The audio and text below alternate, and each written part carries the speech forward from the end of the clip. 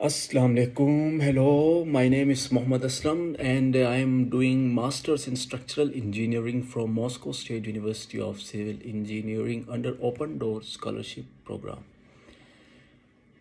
तो मैं prize winner हूँ ओपन डोर स्कॉलरशिप का। तो अभी ओपन डोर स्कॉलरशिप ओपन हो चुकी है। इसकी लास्ट डेट आई थिंक 20 नवंबर है। तो before you apply to this scholarship I want to share some facts and realities about open door scholarship. तो बहुत से क्वेश्चंस दोस्तों ने ग्रुपों में, व्हाट्सएप के, फेसबुक के ग्रुपों में किए हुए हैं। तो मैं ये वीडियो बना रहा हूँ ताकि कोशिश करूँ कि उन सारे क्वेश्चंस का आंसर आप लोगों को दे सकूँ, सो दैट आप लोग क्लियर हो जाए, अपने माइंड को क्लियर करें ओपन डोर स्कॉलरशिप के हवाले से। So starting from this scholarship, तो ओपन डोर स्कॉलरशिप जो है वो आपकी सिर्फ और सिर्फ ट्यूशन फ़ी कवर करती है। उसके साथ आपको माइनर सा अमाउंट एज अ स्टाइपेंड आपको देती है, लेकिन जो स्टाइपेंड आपको मिलता है वो फिर आपकी डॉर्मेट्री फ़ीस में चला जाता है। तो समझे आपको सिर्फ और सिर्फ ये ट्यूशन फ़ीस ही कवर कर रही है, क्योंकि ये वेरी करता है यूनिवर्सिटी टू यूनिवर्सिटी।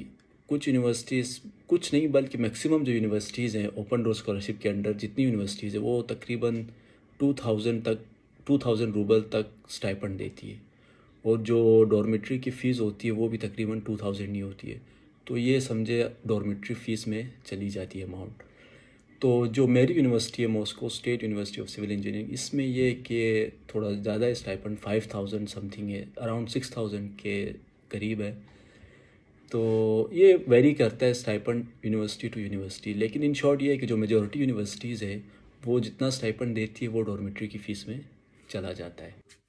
तो अभी मैं आपको बता चुका हूँ कि ये कितना स्टाइपेंड देती है ये स्कॉलरशिप, और इनकी डॉर्मेट्री की फ़ीस क्या है।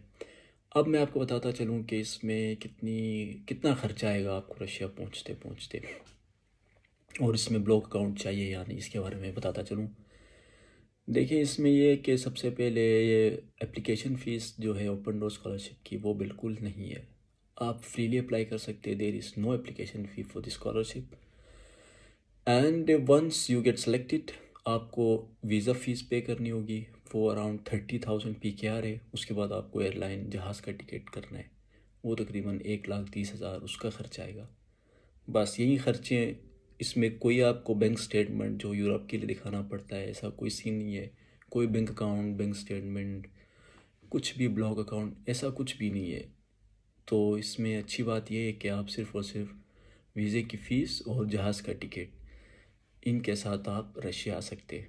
तो अब मैं आपको इसके बारे में बताता चलूँ कि आपने इसमें अप्लाई कैसे करना है। तो इसका प्रोसीजर बहुत सिंपल है।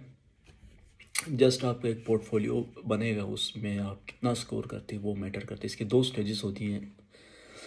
फर्स्ट स्टेज में आपके पास ये होता है कि आपके डॉक्यूमेंट्स, आपका पोर्टफोलियो और एक कुछ टेस्ट होते हैं, वो आप इजीली कर सकते हैं चैट जीपीटी के थ्रू भी, इसमें कोई इशू नहीं है।